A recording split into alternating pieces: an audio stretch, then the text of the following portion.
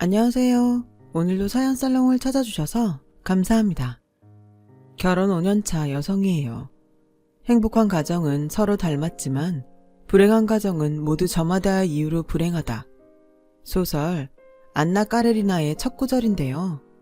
평소 책을 많이 읽지 않는 저도 이 문장만큼은 너무 강렬해서 읽은 지 10년이 넘도록 기억하고 있어요. 처음에는 그저 멋있어 보여서 외웠는데 지금에 와서는 가슴에 먼저 와닿는 걸 보니 제가 나이를 먹긴 했나 봐요. 저는 남다를 것 없이 평범한 가정에서 나고 자랐어요. 그래서 제 인생에 있어 불행이라고 해봐야 수능 성적이 생각보다 안 나와서 대학을 하향 지원해야 했던 것 정도가 고작이었어요. 그래서 어쩌면 불행의 무방비 상태로 인생을 살아왔는지도 모르겠네요. 반면에 제 남편은 어린 시절부터 순탄치 않은 인생을 살아왔어요. 춤바람이 나서 집을 나간 아버지에 하루도 남자 없이 못 사는 어머니. 그 때문에 늘 주변의 손가락질을 받으며 살아야 했거든요. 언젠가 남편이 그러더라고요. 차라리 고아였다면 좋았을 거라고요. 그러면 적어도 부모에 대한 그리움은 가지고 살았을 거 아니냐고 말이죠. 말로는 그런 말이 어딨냐고 남편한테 한 소리 했지만 내심 오죽하면 그럴까 하는 생각에 연민을 품게 됐어요. 그제야 불행한 가정은 저마다의 이유로 불행하다는 구절의 의미를 깨달을 수 있었죠. 그래서 더 남편 곁을 떠나지 못하고 결혼까지 결심하게 됐는지 모르겠네요. 제 결혼 결심에 부모님은 왜 하필 불우한 환경에서 자란 남자랑 결혼을 하려고 하느냐고 반대를 하셨어요. 번듯한 가정에서 부모 사랑 듬뿍 받고 자란 남자들도 많은데 그러냐고요. 이 기집애야, 너 결혼이 장난인 줄 알아? 제대로 된 남자랑 결혼을 해도 사니 못 사니 하는 판국에 어디서 그런 남자랑 결혼을 하겠대? 너 이 엄마가 미치는 꼴 보고 싶어서 그래? 엄마, 상훈 씨가 뭐가 어때서 그래? 부모 도움 없이 자기 힘으로 대학 공부까지 하고 번듯한 직장까지 있는 사람이야. 이렇게 제대로 된 사람이 또 어딨다고 그래? 암튼 난 상훈 씨랑 결혼할 거니까 더 이상 나한테 잔소리하지 마. 내 결혼이지 엄마 결혼 아니잖아. 이 철딱서니 없는 거사. 결혼이 장난인 줄 알아? 너 지금 객기 부리는 거야. 네가 하는 게 대단한 사랑인 것 같지? 너 그거 사랑 아니야. 동정이야. 그 남자가 불쌍해서 생긴 연민이라고. 그러니까 잔말 말고 엄마 말 들어. 엄마는 끝까지 결혼을 반대하며 다시 생각해보라고 저를 설득했어요. 하지만 저는 그럴 수 없었죠. 저마저 이 남자를 버리고 떠난다면 이 남자에게 또다시 씻을 수 없는 상처를 남기는 셈이니까요. 그리고 한편으론 내심 이 남자의 인생이 그리 불행하지 않았다는 걸 확인시켜주고 싶은 욕심도 있었어요. 그땐 정말 그럴 자신이 있었거든요. 결국 부모님의 반대에도 불구하고 저는 남편과 결혼식을 올렸고 남편이 살던 원룸에서 신혼생활을 시작했어요. 넉넉하지 않은 생활이었지만 더할 나위 없이 행복한 순간이었죠. 16살 이후로 부모의 도움 없이 혼자 힘으로 살아온 남편은 독립심은 물론 생활력도 강했어요. 하루빨리 번듯한 집을 구해서 남들처럼 살게 해주겠다며 퇴근 후엔 알바까지 할 정도로 말이죠. 둘이서 열심히 모은 덕분에 적금 통장은 나날이 두둑해졌고 2년이 지나서는 방 2개짜리 전세로 이사를 갈 수 있었어요. 그렇게 우리 힘으로 살림을 불려나가는 재미에 빠져있던 어느 날 어머님이 회사로 저를 찾아오셨더라고요. 결혼을 한 지 2년이 넘었지만 결혼식 이후 처음 뵙는 거였어요. 핑계 같겠지만 남편과 어머님은 서로 연락을 끊고 산 지도 오래된 데다 모처럼 결혼식에 오셔서는 식이 끝나자마자 패백도 안 받으신 채 축의금을 들고 사라져버리셨거든요. 그 후로 연락도 받지 않으시고 말이죠. 점심시간에 맞춰 회사 근처 카페로 나갔더니 어머님이 대뜸 제 앞에 서류 봉투를 내미시더라고요. 열어보니 보험 계약서였어요. 목구멍이 포도청이라고? 얼마 전부터 보험일 시작했다. 100세 인생이라고 안 하니? 그 나이 먹도록 살려면 병원 신세 질 일이 한두 번이겠어? 상훈이 성격에 지 앞으로 변변한 보험 하나 들었을 리 없고, 그래서 내가 서류 다 꾸며왔으니까 네가 사인 좀 해라. 네 거도 있으니까 그것도 사인 좀 하고. 내가 나 좋자고 이러겠니? 이게 다 아들 며느리 위해 이러는 거야. 다른 건 몰라도 암이랑 실비는 필수야. 여유되면 상해도 하나 들면 더 좋고. 맞다. 니네 부모님은 보험 좀 들어놓으셨다니? 아니면 이참에 나한테 들으시라고 그래. 내가 잘해줄게. 너 상훈이한테는 절대 비밀이다. 당신이 한 짓은 까맣게 잊으셨는지 미안하다는 말 한마디 없이 계약서만 들이미는데 정말 없던 정도 뚝 떨어지더라고요. 내 남편이 이런 사람 밑에서 살면서 얼마나 힘들었을지 이해가 가고도 남았어요. 남편한테 물어보고 계약을 하겠다고 하는데도 점심시간이 끝나도록 놔주지 않으셔서 결국 사인을 하고 말았어요. 그제야 저를 보내주시면서 끝까지 당신 아들한테는 비밀로 하라는 말은 잊지 않으시더군요. 남편 몰래 보험 계약을 하고 보니 걱정이 태산이었어요. 당장 매달 남편과 제 보험료로 40만 원 가까이 나가게 생겼으니 말이에요. 월급이 뻔한 상황에 그 돈을 남편 몰래 메꾸는 건 불가능한 일이었거든요. 그렇다고 솔직히 말을 했다간 불같이 화를 낼 게 뻔했으니까요. 그래서 저희 친정을 팔았지 뭐예요. 장모님이 보험 일을 하셔? 아니 왜? 아버님 월급으로도 충분히 사실 텐데. 그게 아빠네 회사 사정이 좀 그런가 봐. 언제 명퇴당하게 되실지도 모르는 일이고. 미리 대비해야지. 어설픈 제 거짓말에도 남편은 의심 없이 넘어가 주었어요. 아무래도 저희 엄마를 생각해서 더는 묻지 않는 것 같더라고요. 그렇게 보험 일은 무사히 넘어갈 수 있었어요. 그런데 그날 이후 어머님은 툭 하면 회사로 찾아오셔선 용돈을 요구하기 시작했어요.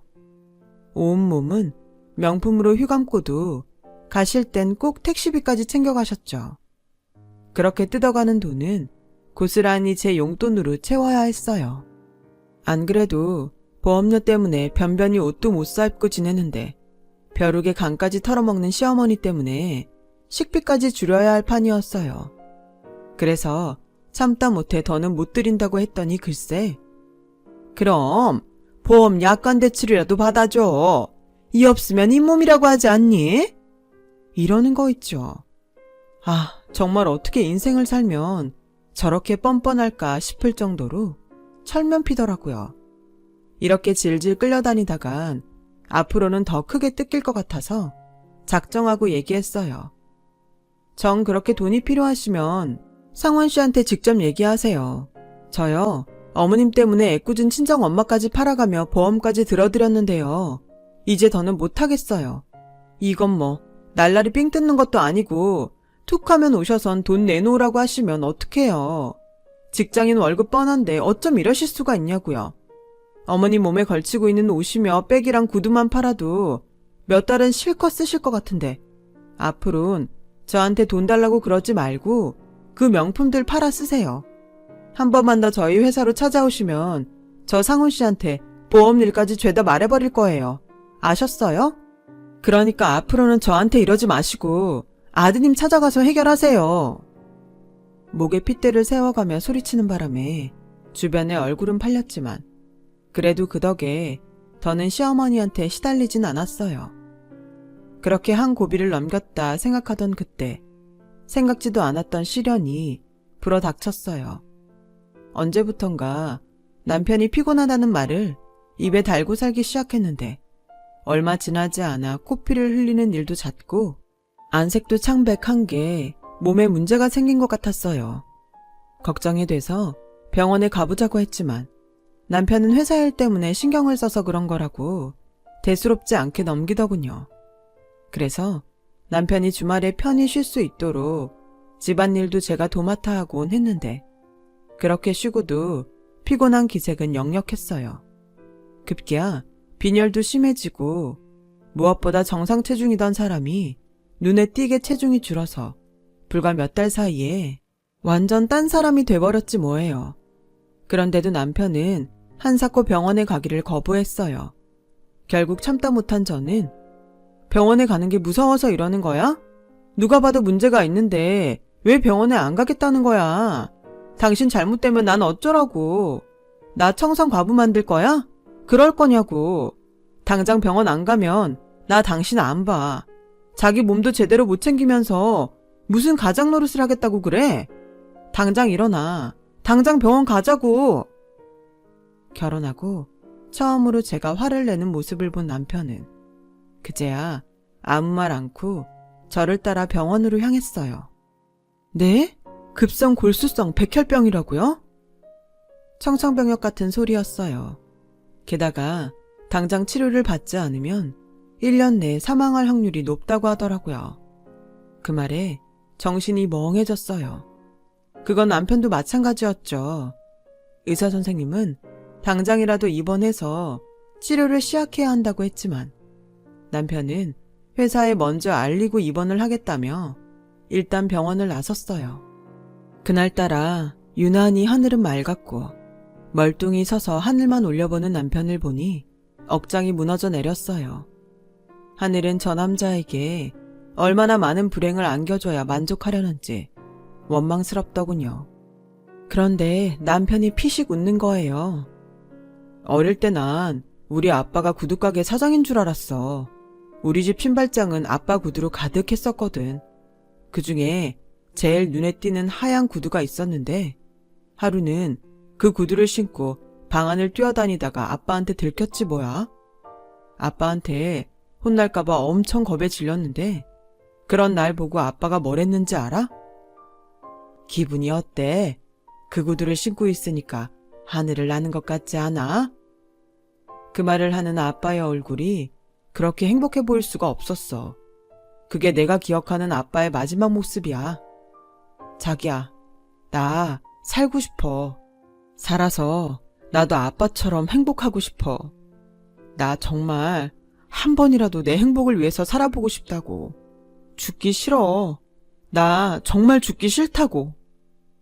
길바닥에 앉아 대성통곡을 하는 남편을 보니 감정이 주체가 안 됐어요. 그래서 남편을 끌어안고 한참을 그렇게 길바닥에 주저앉아 울음을 터뜨렸죠. 온몸의 기운이 쭉 빠지도록 울고 나니 배가 다 고프더라고요. 웃기죠? 금방이라도 죽을 것처럼 울던 인간이 그래도 살겠다고 허길 느끼니 말이에요.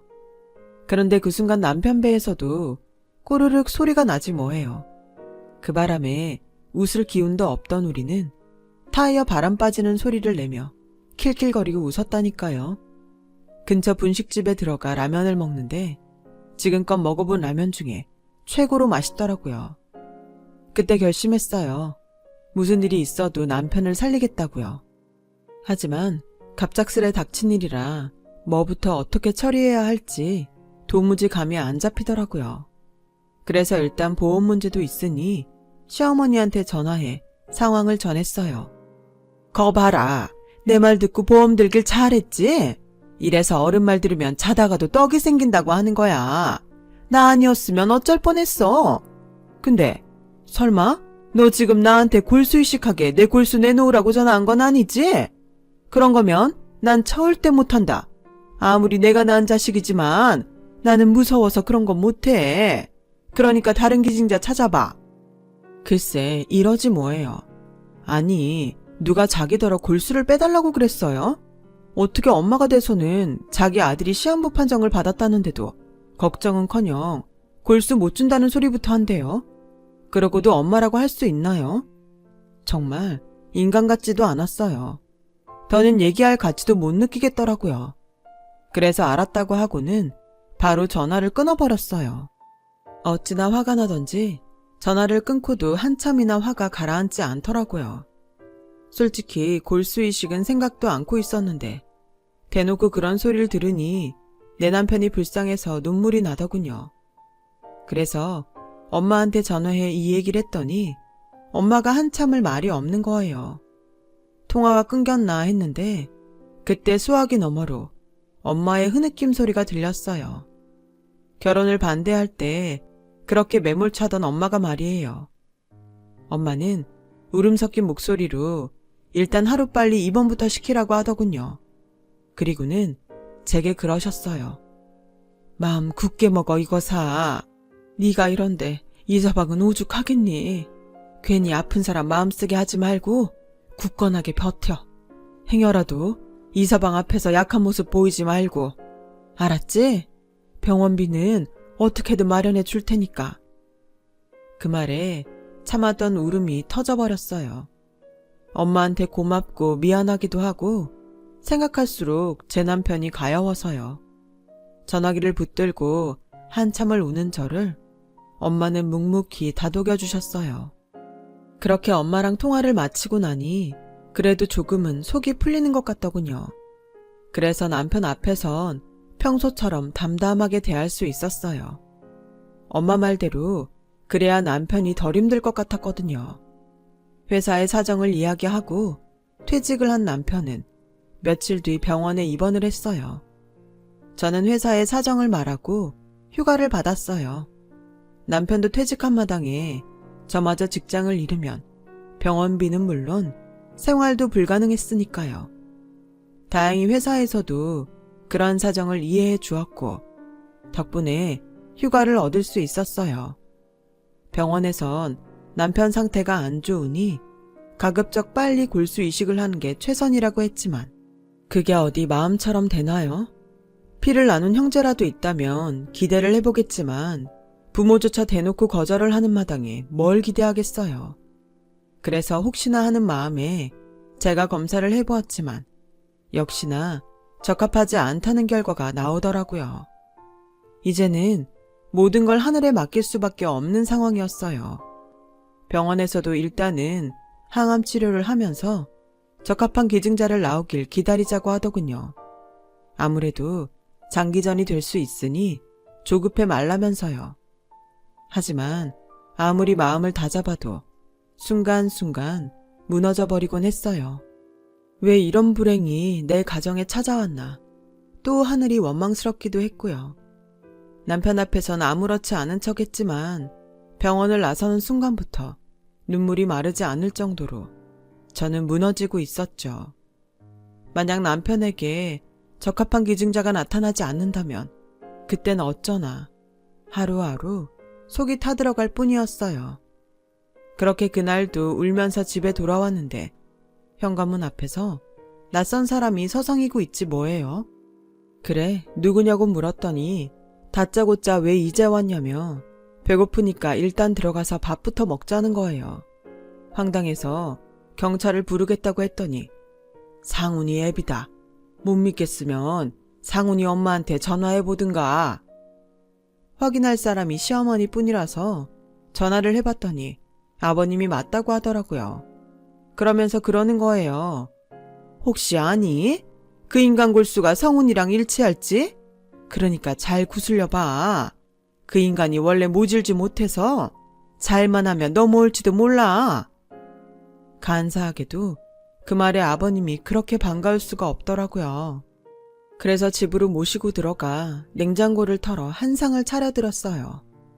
그러는 중에도 머릿속으로는 어떻게 말을 꺼내야 할까 한 고민이었죠. 마치 토끼한테 간을 내어달라고 부탁해야 하는 자라가 된 심정이었어요. 아버님은 식사를 마치시곤 너무도 당연하게 당신이 쓸 빵을 물으셨어요. 황당하기는 했지만 옷방을 치워드리곤 그 방에서 주무시라고 말씀드렸죠. 그리고는 현재 남편의 상황을 전해드렸어요. 혹시나 얘기를 들으면 아버님이 먼저 골수이식 얘기를 꺼내시지 않을까 싶어서였죠. 그런데 남의 집 얘기하듯 넘기시고는 자기 할 말만 하는 거예요. 너도 들었겠지만 내가 소시적에 춤에 빠져 사느라 제대로 챙겨 먹지를 못했어. 나이가 드니 소화도 잘 안 되고. 그래서 말인데 기름기 많은 육류 말고 생선 살코기나 제철 채소 위주의 식단이 필요할 것 같은데 그 정도는 해줄 수 있지? 아, 제철 과일도 좀 부탁하마. 순간 제가 잘못 들은 줄 알았어요. 아들은 사경을 헤매고 있는 판에 아빠란 인간이 자기 건강 챙길 생각만 하다니요. 어떻게 된 게 이놈의 집구석 부모들은 하나같이 자신들밖에 모르나 싶더군요. 당장이라도 쫓아내고 싶은 마음은 굴뚝 같았지만 그래도 남편을 살리고 싶은 마음에 꾹 참았어요. 그리곤 아버님이 원하는 식단으로 밥을 차려드렸죠. 그러는 와중에도 남편의 면회가 가능한 시간이 되면 아버님께 함께 병원에 가보지 않겠냐고 물어보곤 했는데 그때마다 거절을 하시지 뭐예요. 아픈 자식 가서 보면 또 뭐하냐면서요. 그래서 일단은 비위를 맞춰주자는 생각에 더는 보채지 않았어요. 아버님이 오셨다는 말에 남편은 내심 기뻐하는 기색이었어요. 그러면서 은근히 아버님이 병원에 와주시길 바라는 눈치였죠. 그런데 남편한테는 차마 아버님이 오기 싫다고 했다는 얘기는 할 수 없어서 감기로 몸이 좀 편찮으셔서 다 나으면 모시고 오겠다고 둘러댔어요. 그런데 일주일이 지나도록 아버님은 통 움직일 생각을 안 하시지 뭐예요. 삼시세끼 밥 챙겨 드시고 근처 공원에 마실 나가시는 것 빼고는 아무것도 하는 일이 없는데도 자식 얼굴 보겠다는 생각은 왜 안 하시는지 모르겠더라고요. 불쌍한 아들 모습이라도 직접 보셔야 골수검사라도 받을 마음이 들지 않을까 싶은데 말이에요. 그래서 벙어리 냉가슴 알아가며 남편 병간호하는 와중에도 식사는 꼬박꼬박 차려드렸는데 글쎄 반찬 투정까지 하며 사람을 힘들게 하시지 뭐예요. 간이 너무 짠 거 아니니? 이렇게 먹으니 애가 병이 나지. 그리고 내가 누누이 말하지 않든 육류 말고 생선을 위주로 상에 올리라고. 그게 뭐 어려운 일이라고 매번 입 아프게 두세 번 말하게 만드니. 그리고 이 과일 말이다. 맨 농약 처바른 수입산 말고 제철 과일로 사라고 몇 번을 말하니. 젊은 애가 기억력이 이래서야 원.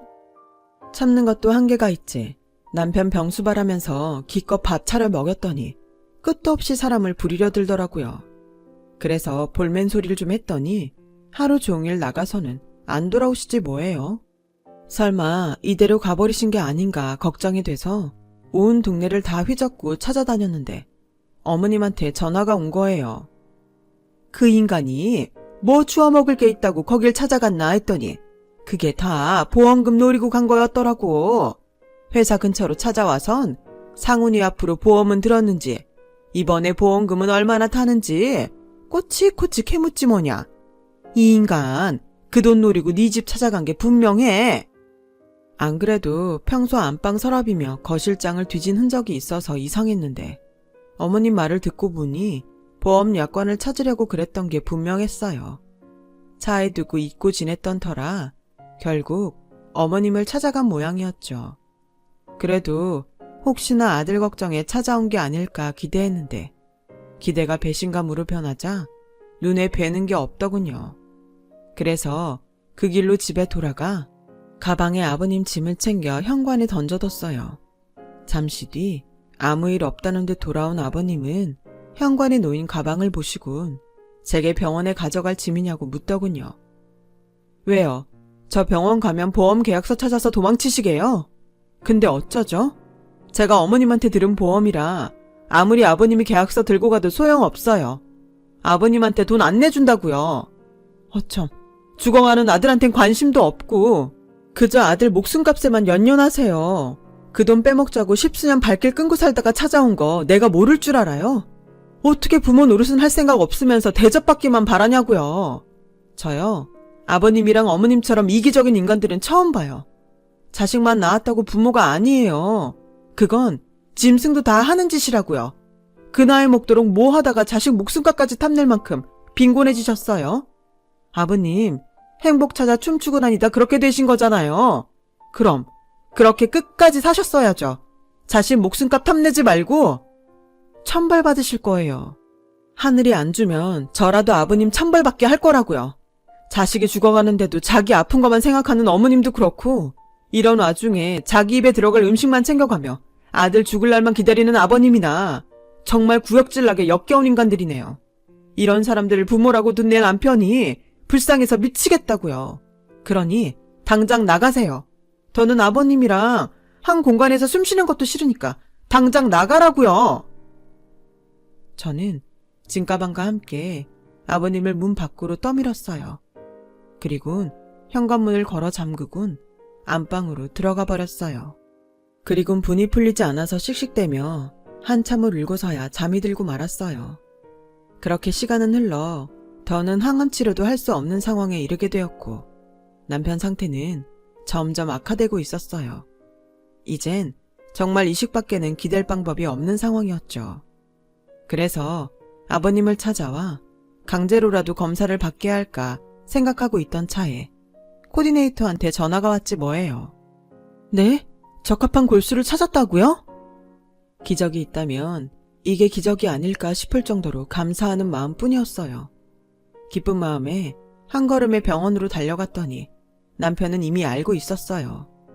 그러면서 수술 전에 아버님을 만나고 싶다고 그러더라고요. 차마 돈 때문에 찾아온 거라고 말할 수는 없어서 급하게 일이 생겨서 어딜 가셨다고 둘러댔어요. 남편은 제 거짓말을 빤히 아는 듯한 표정으로 더는 묻지 않더군요.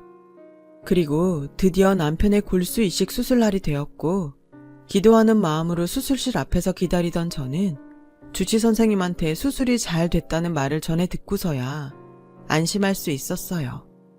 어차피 수술 당일은 중환자실에 있어야 해서 면회도 안 되니 모처럼 집으로 갔어요. 걱정하느라 며칠 동안 잠을 못 잔 탓에 몸이 말이 아니었거든요. 그렇게 불 꺼진 집으로 돌아왔는데 소파 옆에 놓여있는 낡은 아버님 가방이 눈에 들어오지 뭐예요. 그제야 그날 급하게 짐을 싸느라 저희 집에 있던 가방에 짐을 쑤셔 넣었던 게 기억이 나더라고요.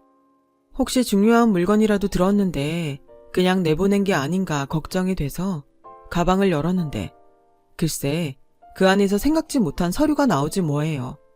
그건 바로 LHA 검사지로 골수 이식 전에 적합성을 알려고 받는 검사였죠. 순간 혹시 내가 오해를 한 게 아닐까 하는 생각이 들어 병원으로 달려갔어요. 이식 코디네이터를 만나 검사지를 보여주며 혹시 우리 아버님이 병원에 오신 적이 있냐고 물었더니 잠시 난처한 표정을 짓던 코디네이터가 그러더군요. 골수 기증자 이상훈 씨 아버님이세요. 비밀로 해달라고 하셔서 말씀 안 드렸는데 어떻게 아셨네요. 혹시라도 아드님한테 해가 될까봐 조혈 모세포 기증 전까지 먹는 음식 하나까지 어찌나 꼼꼼히 챙기시던지 저희도 놀랄 정도였어요. 그런 분이 왜 정작 아드님은 보려고 하지 않으시나 궁금할 정도였죠. 정확히는 이상훈 씨가 잠든 사이에 종종 보고 가긴 하셨지만요. 아드님한테 지은 죄가 많아서 그런다고 하시던데 그래서 더 기증 사실을 비밀로 해달라고 하시더라고요. 이제 와서 이런 걸로 부모 노릇한 것처럼 생색내고 싶지 않으시다고요. 맙소사. 그런 것도 모르고 아들 목숨값 노리고 왔다고 매정하게 내쫓았으니 제가 경솔했던 거죠. 그래서 코디네이터한테 부탁해 아버님 전화번호를 받아들곤 전화를 드렸어요. 제가 오해를 했다고 죄송하다고 하자 아버님은 그럴 거 없다시며 오히려 당신 아들 위하는 저를 보고 안심했다고 하시더라고요. 그러면서 수술이 잘 된 건 코디네이터를 통해서 전해 들으셨다며 앞으로도 당신 아들을 잘 부탁한다고 하시더라고요. 평생 애비 노릇 한번 해본 적 없는데 그나마 아들을 위해 도움 줄 수 있어서 오히려 당신이 고맙다고 말이죠. 남편이 다 나으면 그때 얼굴이나 한번 보자고 하시더군요. 다행히 남편은 이식이 잘 돼서 얼마 뒤 면역 억제제도 끊을 수 있었어요. 그렇게 남편은 조금씩 예전의 모습으로 돌아가게 되었어요. 남편이 퇴원하던 날 우리는 아버님 댁에 찾아갔어요.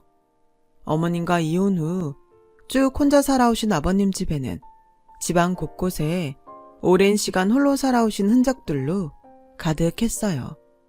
지인 소개로 콜라텍 매표소에서 일하고 계신데 가끔 홀에 들어가 손님들한테 춤을 가르쳐 주시기도 한다더라고요. 평생을 춤을 추며 살았지만 여전히 춤을 출 때만큼 행복한 순간은 없으시다면서요. 아버님이 연세보다 젊은 신체 나이를 가지고 계신 것도 다 춤으로 다져진 건강 때문이라며 멋쩍어 하셨어요. 그리고는 애비로서 해준 게 없어서 미안하다며 고개를 떨구셨죠.